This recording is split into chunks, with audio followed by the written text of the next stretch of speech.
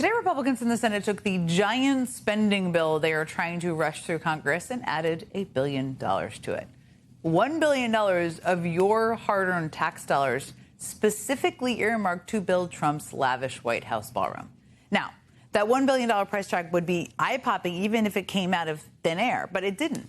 Somehow the cost of Trump's ballroom just keeps growing. I will build a ballroom free of charge. We'll probably have some donors or whatever, but it's about $200 million. I think it'll cost $250 million. It's going to cost right in the neighborhood of $300 million. In July, the White House said that it would cost $200 million. Yesterday, the president said $300 million. Is $300 million now the operative figure, and why did it go up by so much? $300 million is the figure, and again, it's not going to cost the taxpayers a dime. That didn't age well. I mean, first Trump was going to pay for it, then donors were going to pay for it. Now you are going to pay for it. That's how it's all gone. And oh, by the way, now it's going to cost $1 billion. And if the new taxpayer-funded $1 billion price tag on Trump's ever-ballooning ballroom slush fund wasn't sketchy enough to begin with, which it is, that new price tag comes just a week after the New York Times got this scoop. Here's the headline from it. Firm building Trump's ballroom got a secret no-bid contract for a nearby job. All right, so here's the details there. Last summer, Trump chose a Maryland-based construction company to build his White House ballroom. And then, as the New York Times reports it, in January, government documents show that the Trump administration secretly gave the company a no-bid contract to do another job at a sharply inflated price. The National Park Service wanted to repair these two fountains in Lafayette Park, which is just right across the street from the White House. In 2022, the Biden administration estimated the work would cost about $3.3 million. The Trump administration paid $17.4 million.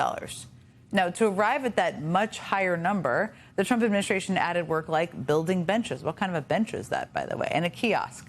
But the administration also did things like add more than $1 million to adjust for inflation, which already sounds like a lot of money to add. They must recognize inflation is really, really bad under Trump. And then guess what? They did it twice. The Park Service literally increased the price by 27% to adjust for inflation, and then took that number and increased it by another 24% to adjust for inflation again. Now, that is some creative accounting.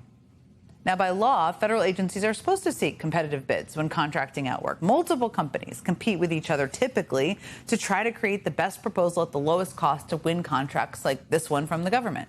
That's how the process is supposed to work. It's not how the process worked here, to state the obvious. The Trump administration just so happened to give this inflated contract to the same construction company that is building Trump's ballroom, without considering offers from any other firms. And the administration cited a rarely used urgency exception to avoid the bidding process, an exception that is usually meant for emergencies like, say, war or natural disasters.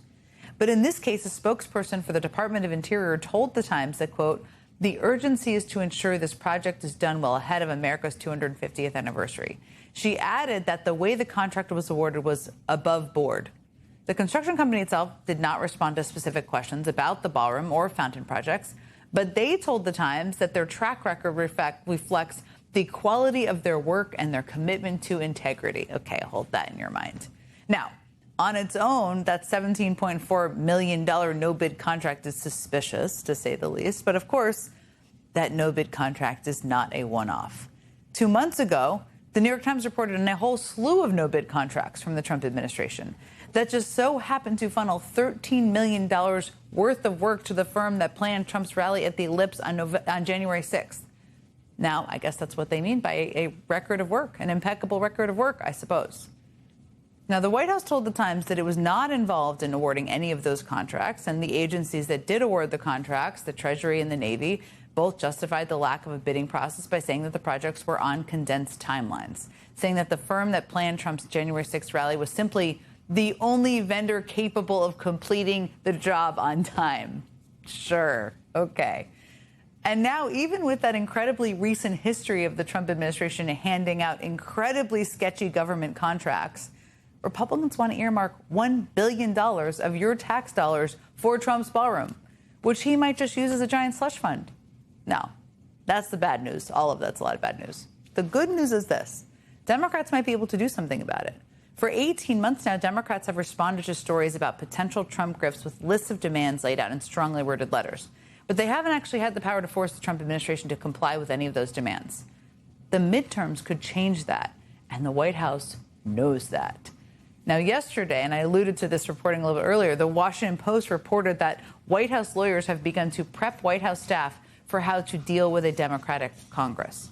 White House staffers are literally being shown PowerPoint presentations about how congressional oversight works, with the implication that that very oversight might soon be coming for them. Yeah, there you go.